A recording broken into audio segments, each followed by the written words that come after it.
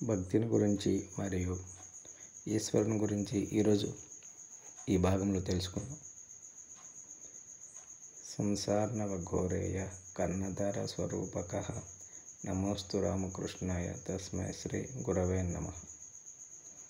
Master మరియు రామకృష్ణుల మధ్య సంభాషణ ఈ విధంగా కొనసాగుతుంది. మాస్టర్ వినయభావంతో ఈ విధంగా అడిగారు, ఈశ్వరునిపై మనస్సు ఎట్లు నిల్చును? శ్రీరామకృష్ణులు ఈ విధంగా చెప్తున్నారు. ఈశ్వరుని నామము గుణ సంకీర్తనము సర్వదా చేయవలను సుమా. అటుపై సత్సంగము భక్తుల కడకు కానీ లేక సాధువుల కడకు కానీ అప్పుడప్పుడు పోవలను. సంసారంలో విషయకర్మల నడుమ రేయింబవళ్ళు ఉన్నచో మనస్సు ఈశ్వరుని వైపు పోజాలదు. అప్పుడప్పుడు నిర్జన స్థలంలోకి వెళ్ళి భగవచ్చిందన చేయుట అత్యంత ఆవశ్యకము.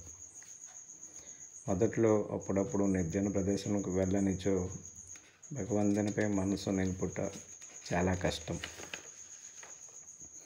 మొక్క లేతగా ఉన్నప్పుడు ఆ మొక్కకు 4 వైపులా కంచె కట్టించేయాలను. లేనిచో ఆవులు మేకలు దానిని నమిలివేయును. మనస్సులోనో వనములోనో లేక ఒక మూలనో ధ్యానింపుము. వెనువెంటనే సద్విచారము చేయుము. ఈశ్వరుడు ఒక్కడే సత్యము, నిత్య వస్తువు. మిగిలినదంతయు అసత్యము అనగా అనిత్యము. ఇట్లు వివేచన చేయుచు అనిత్య వస్తువులను మనస్సు నుండి త్యజింపుము.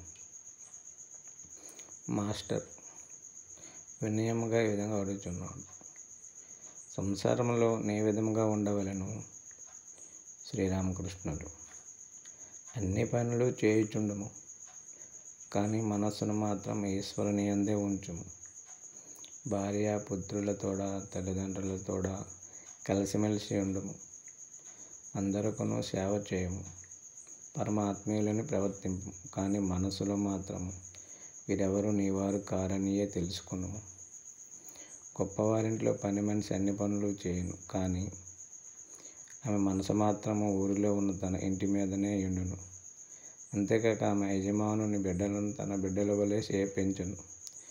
నా రాముడు నా కృష్ణుడు అని పిలుచును, కానీ వీరెవరు తనవారు కారని మనసులో ఆమెకు బాగుగా తెలియను. మొసలి నీళ్ళలో తిరుగాడుచుండును, కానీ దాని మనస్సు ఎక్కడ ఉండునో తెలుసా? గొట్టుపై తాను పెట్టిన గుడ్లపైననే ఉండును. సంసారంలో పనులన్నీ చేయము, కానీ మనస్సును మాత్రం ఈశ్వరుని మీదనే ఉంచుము. ఈశ్వరుని పట్ల భక్తి బాడయాక సంసారంలో దిగితివేని ఇంకను బంధములలో ఇరుక్కుందువు. శోకతాపములలోనూ ఆపదల యందును ధైర్యమును కోల్పోవుదువు. ఎంతగా విశ్వచింతన చేయుదువో అంతగా ఆసక్తి పెరుగును. చేతికి నూనె రాసుకొనిచో పనసతోన ఒలువవలను, లేకున్నా చేతికి జిగురు అంటుకొను. ఈశ్వరుని పట్ల భక్తి రూపమగు నూనెను బడసిన పిదపనే సంసారంలోని పనిపాట్లు చేయి పెట్టవలను. కానీ ఈ భక్తి లాభము పొందగోరుదవేని నిర్జన ప్రదేశవాసము అవసరము సుమా. వెన్నను తీయవలెనన్నచో పాలను తోడుపెట్టి ఒకచోట ఉంచవలను. మాటికి కలియబెట్టినచో పెరుగు తోడుకొనదు. ఒట్టుపై ఇతర కార్యములన్నీ వదిలివేసి వచ్చి కూర్చుని పెరుగును చిలకవలెను. అప్పుడే వెన్న తీయవచ్చును.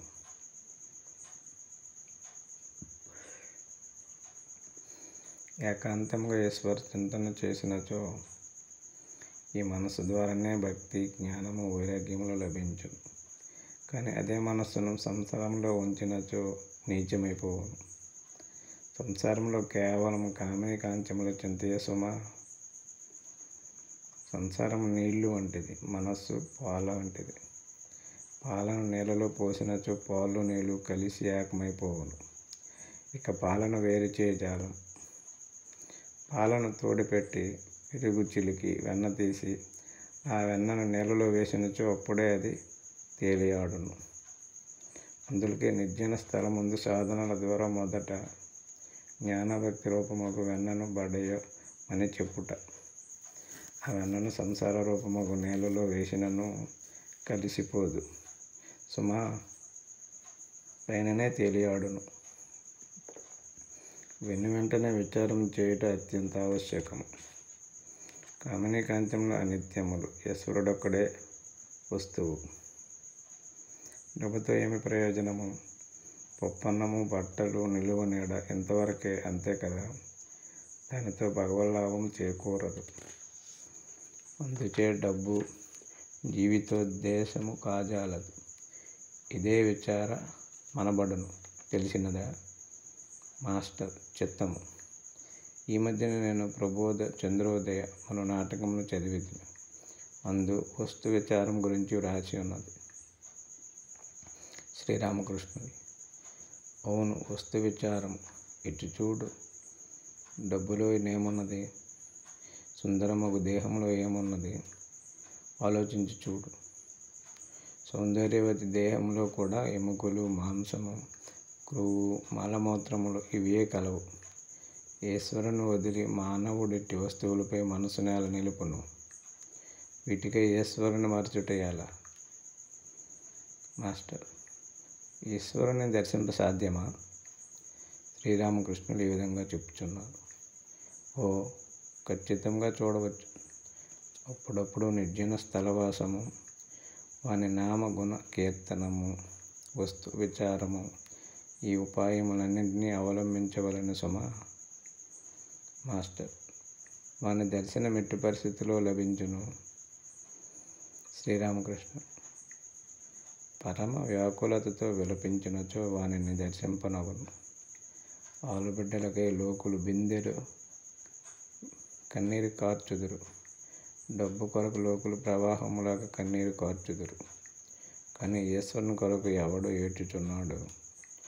మొరపెట్టి ఏడవలనే అని పలికి పరమహంస పాట పాడనారంభించింది.